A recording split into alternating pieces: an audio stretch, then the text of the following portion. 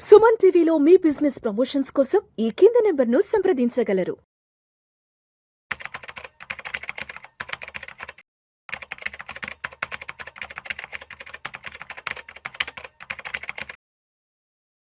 Sir నమస్తే sir Ramachandramurthy గారు. నమస్తే విష్ణు గారు. Welcome to Vishnu talks. Thank you sir Ramachandramurthy గారు, బంగారం వెండి ధరలు దీపావళి తర్వాత నుంచి కాస్తింత శాంతించాయి, చల్లబడ్డాయి. బట్ నాకెందుకో ఎక్కడో ఏదో తడుతుంది సార్.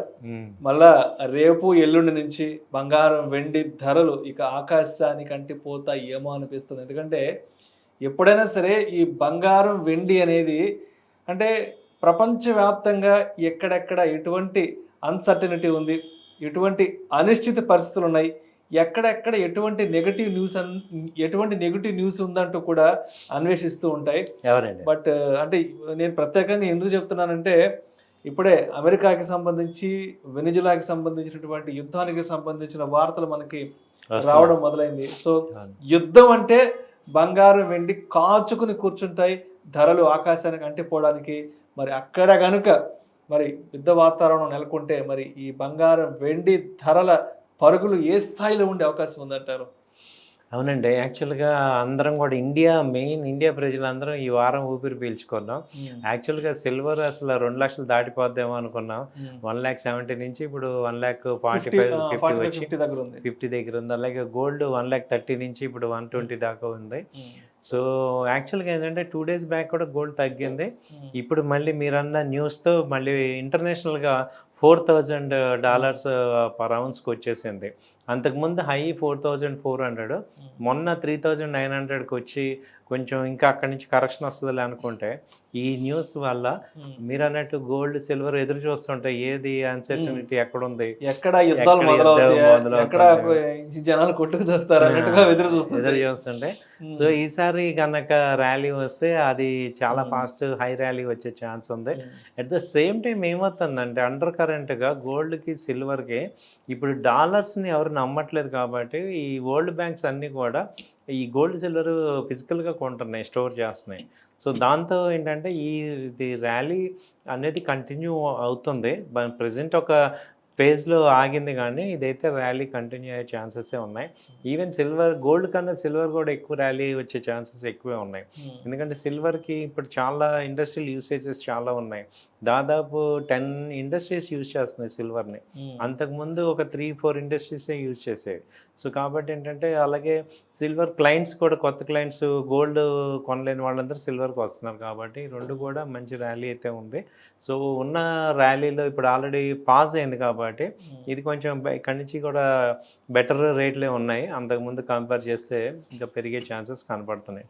టెక్నికల్గా కూడా మనకి అంటే వీక్లీ చార్ట్స్ డౌన్ చూపిస్తున్నాయి, కానీ ఫండమెంటల్ న్యూస్ ఉంది కాబట్టి సో లాస్ట్ 1 వీక్ నుంచి $4,000 దగ్గర మేజర్ సపోర్ట్ తీసుకుంది. సో ఏమాత్రం బరస్ట్ అయినా కానీ ఇక ఈసారి ఆపలేము. సరే, అయితే అంటే మొన్న దీపావళికి ముందంతా కూడా కొనాలా వద్దా, కొనగలమా లేదా అంటూ కూడా కొంత సంశయించారు. సరే, దీపావళి తర్వాత నుంచి అవి కూడా చల్లబడ్డాయి. పబ్లిక్ కూడా చల్లబడ్డారు, పబ్లిక్ కూడా శాంతించారు. అబ్బా మొత్తానికి తగ్గిపోయి అన్నారు కదా.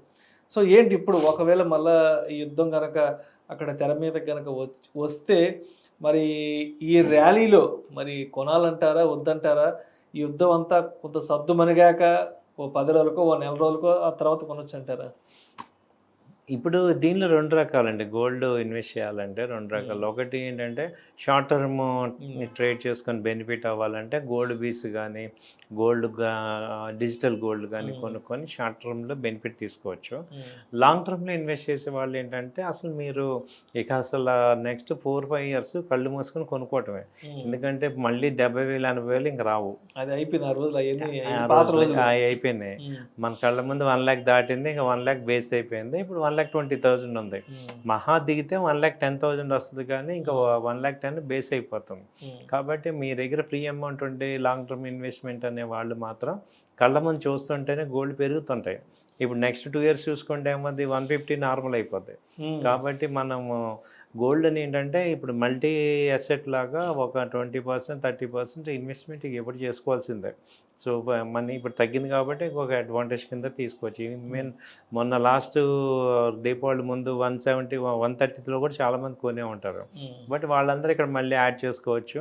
అలా స్లోగా గోల్డ్ వెళ్తూ ఉంది. సో బై అండ్ డిప్స్ లాగా చేసుకోవచ్చు. ఈవెన్ బాగా తగ్గినా కూడా ఎక్కడ కనపడుతుందంటే ఈ 38 ఇంటర్నేషనల్గా 38 37 మేజర్ సపోర్ట్ అండి. అంటే మన ఇండియా కరెన్సీలో 1,10,000 మేజర్గా సపోర్ట్ వస్తుంది.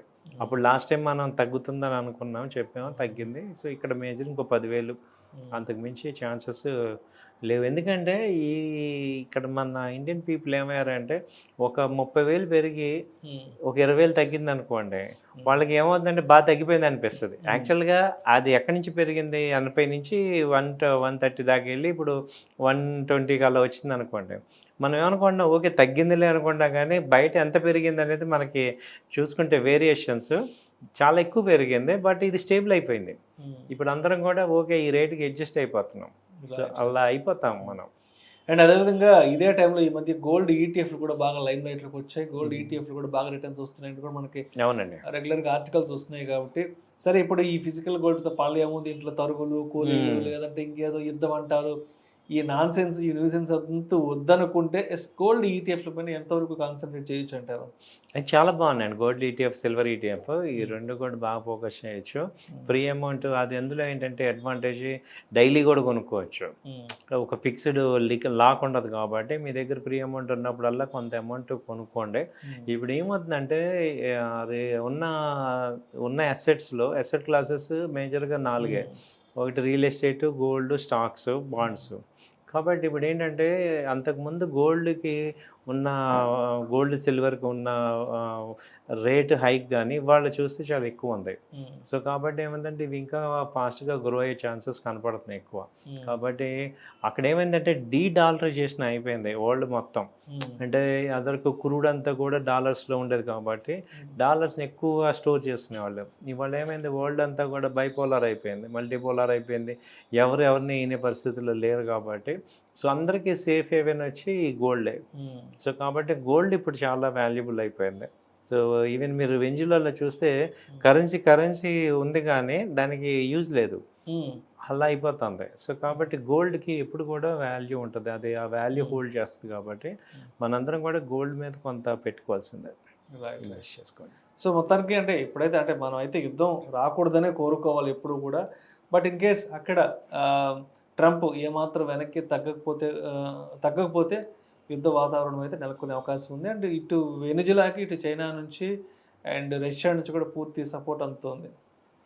ఇప్పుడు దాన్ని కూడా ఏమవుతుందంటే సార్, వీళ్ళు ఏం చేస్తారంటే ఒక 1 వీక్ 10 days యుద్ధం చేసేసి మళ్ళీ కామ్గా ఆపేసే ఛాన్సెస్ ఉంది. ఆ 10 days బాగా సివియర్గా జరగాల్సిన డ్యామేజ్ జరిగిపోతుంది.